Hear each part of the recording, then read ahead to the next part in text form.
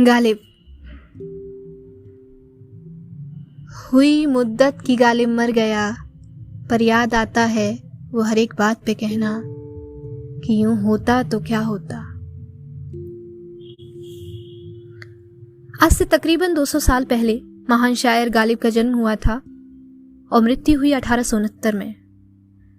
इसी साल गांधी जी का जन्म हुआ, यानी 1869 में। गांधी जी का जन्म हमारे देश के 1947 में आजाद होने के 80 वर्ष पहले हुआ करीब। गालिब आगरा में पैदा हुए। छोटी उम्र में ही वे अपने परिवार के साथ दिल्ली में बस गए थे। अपनी मृत्यु तक वह इसी शहर में रहे। गालिब ने बहुत सी कविताएं लिखी। वे कविताएं क्लासिकल फारसी भाषा में हैं।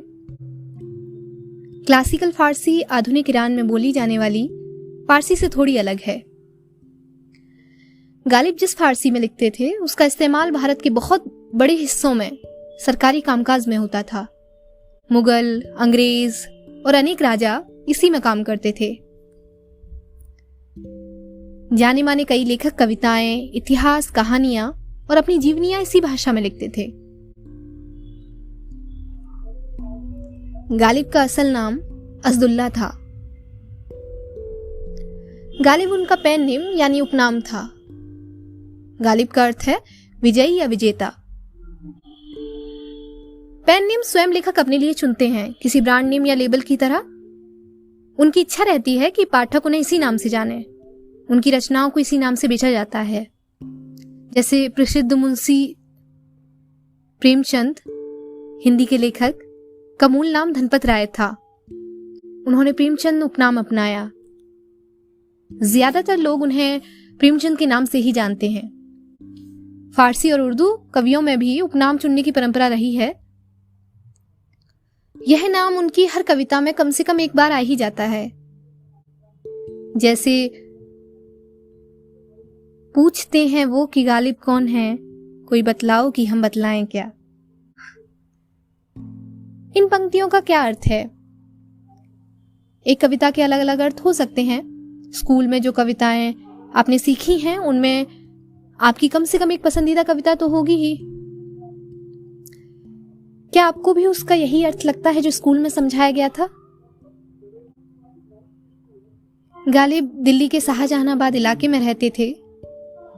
शाहजहानाबाद की योजना मुगल बादशाह शाहजहां ने बनाई थी और इन्हीं के शासन में उसका निर्माण हुआ। शाहजहानाबाद ऊंची बड़ी दीवार से घिरा था और इसमें बड़ी बड़ी मंडियां व बाजार थे। बड़ी बड़ी हवेलियां थीं, खूबसूरत घर थे। शाहजहानाबाद की सबसे विशाल इमारत शाहजहां का शाही महल था, जिसे आज हम लोग लाल किला कहते हैं। वही लाल किला जहां स्वतंत्रता दिवस के अवसर पर भारत के प्रधानमंत्री राष्ट्रीय झंडा फहराते हैं और फिर भाषण देते हैं। गालिब का घर शाहजहानाबाद की बल्ली मारान नामक कॉलोनी में था। बल्ली मारान चांदनी चौक के पास है। गालिब के समय में चांदनी चौक एक बहुत बड़ा बाजार हुआ करता था, दिल्ली का सबसे शानदार बाजार। अभी भी है। यह बहुत बड़ा और भीड़भाड़ वाला बाजार है। यहाँ बर्तनों, मिठाइयों, कपड़ों, जूतों, मसालों और खिलौनों की अनेकों दुकानें हैं। गालिब का घर आज एक छोटा सा संग्रहालय है।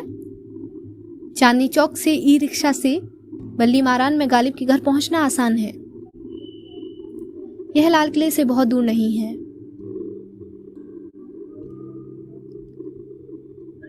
बस की लेता हूं हर महीने कर्ज और रहती है सूद की तकरार। मेरी तनख्वाह में तिहाई का हो गया है शरीक साहूकार। गालिब बड़ी गरीबी में रहे। उनके पास साधनों की बहुत कमी थी। पैसों की जरूरत बनी रहती थी। यह उनके हुनर का कमाल था कि बहुत से युवा कवि अपने लिखे पर उनके पास सलाह लेने आते थे। मुगल बादशाह बहादुर शाह जफर ने तो उन्हें अपना साथी तक बना लिया था। जफर खुद भी उम्दा शायर थे। वे उर्दू में लिखते थे। गालिब के सुझाव उनकी कविता को और खूबसूरत बना देते थे। गालिब और उनकी बीबी उमराव को बच्चों से बहुत लगाव था। उनके अपने कोई बच्चे नहीं थे। आजकल की तरह उस समय में भी बहुत से लोग 2-3 भाषाएं बोल पढ़ लेते थे। गालिब फारसी और उर्दू जानते थे, ब्रज भाषा से भी परिचित थे, जो आगरा और उसके आसपास बोली जाती थी। यहीं गालिब का बचपन बीता। उनके समय में उर्दू और हिंदी में कोई खास अंतर नहीं था, आज भी नहीं है। दोनों भाषाएं इतनी समान थी कि उसके लिए एक साझा नाम का प्रयोग होता था, हिंदुस्तानी। भाषाएं बनी बनाई या स्थायी नहीं होती हैं, वे लगातार बदलती रहती हैं। उनमें कुछ नए शब्द जुड़ जाते हैं, कुछ शब्दों का प्रयोग समाप्त हो जाता है, लोग इन शब्दों के मूल अर्थ भूल जाते हैं। फारसी जानने वालों की तुलना में उर्दू समझने वाले और उसका मजा लेने वाले कहीं ज्यादा थे। गालिब को उर्दू में अपने दोस्तों को पत्र लिखने का बड़ा शौक था। डाक खाना उनके घर के पास ही था, तो उस समय डाक टिकट और डाक खाने नए नए आए थे। पत्र एक जगह से दूसरी जगह बहुत जल्दी पहुंच जाते थे। दिल्ली से भेजा खत 2 दिन में आगरा पहुंच जाता था। पत्र लिखना उनके लिए आदत बन गई थी। वे इतने खूबसूरत भाषा में होते थे कि उनके दोस्त उन्हें संभाल के रखते थे और छपवाते थे। गालिब का कहन और भाषा इतनी ताजा थी कि आज भी उनके शेर हमें खुश कर जाते हैं। आज भी उनके लिखे से हमें इतना प्रेम है।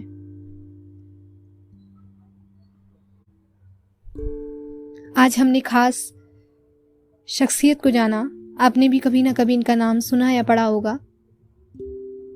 गालिब पर यह लेख अमर फारूकी ने बहुत सुंदर ढंग से लिखा है। धन्यवाद।